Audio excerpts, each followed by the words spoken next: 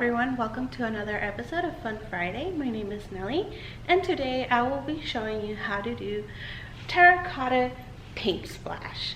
So what you're going to need is a terracotta pot.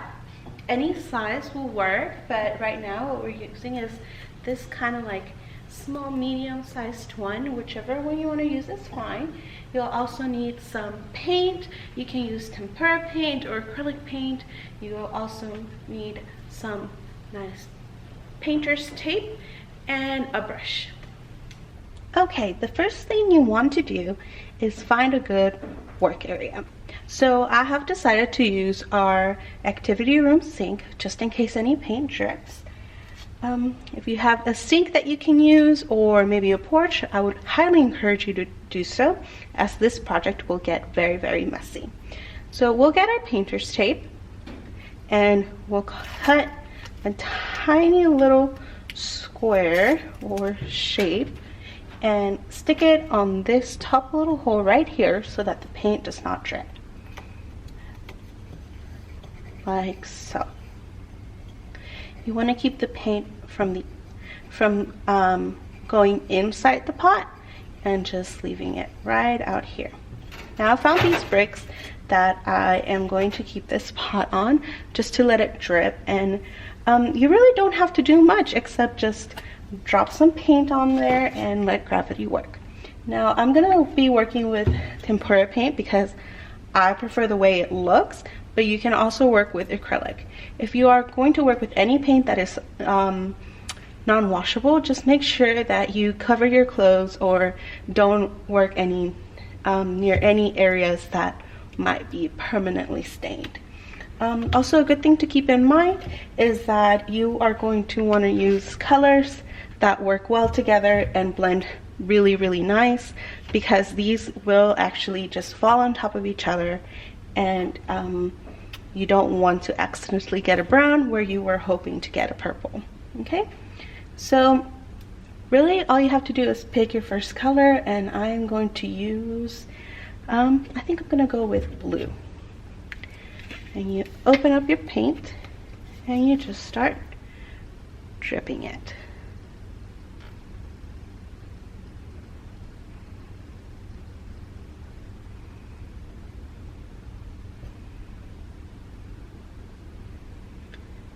The closer you are to the edges, the better it will be.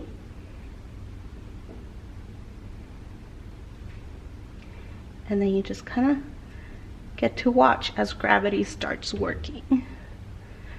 If you have any air bubbles, don't worry about it. They'll work just fine too. So there's our first layer. And then I want some pink.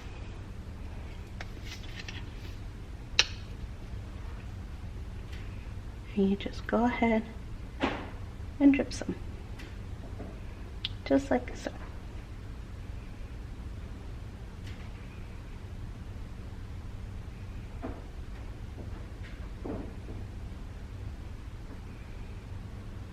Ooh.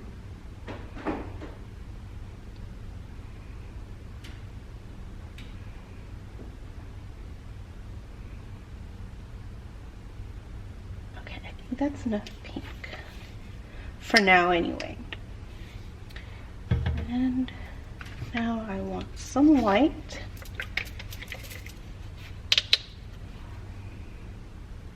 For this one, I'm going to do something a little bit different and put some here.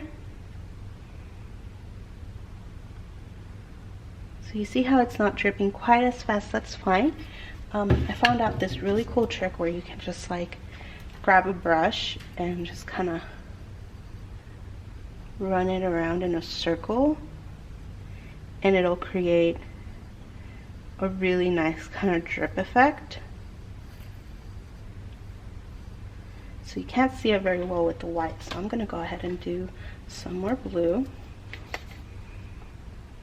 Again, just put it on the edge, not dripping over the edge, because that's not where you want it.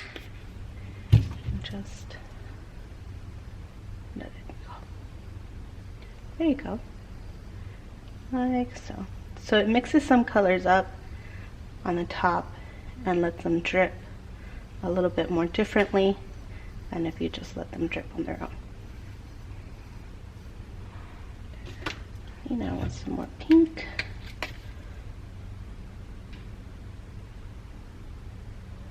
Whoopsies.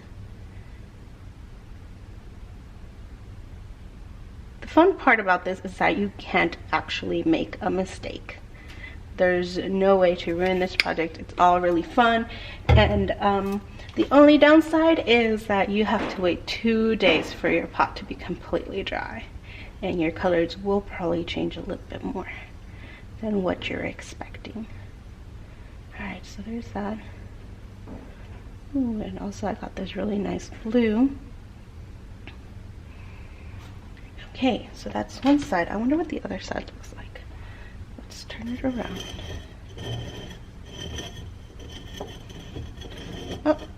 Oh, not too bad, but not my favorite. So let's see if we can add some more.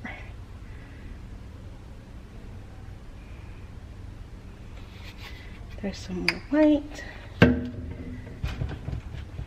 and some more blue.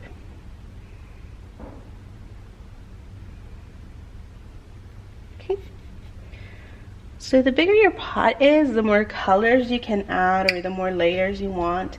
It's really up to you when you decide that you are done. You want to finish with a blue layer or a pink layer or whichever layer, you can just go ahead and watch as gravity does its thing. And the longer you leave it upside down, the more gravity will work.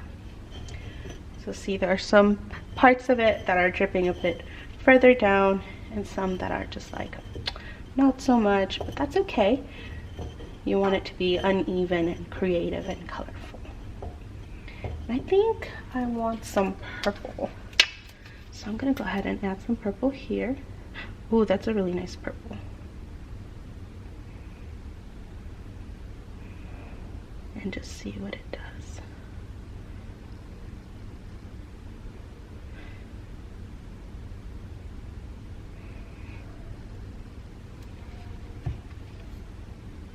There we go. Doesn't look like there was enough over here. That's all right. Add a bit more just to help it drip. You want to be generous with your paint too.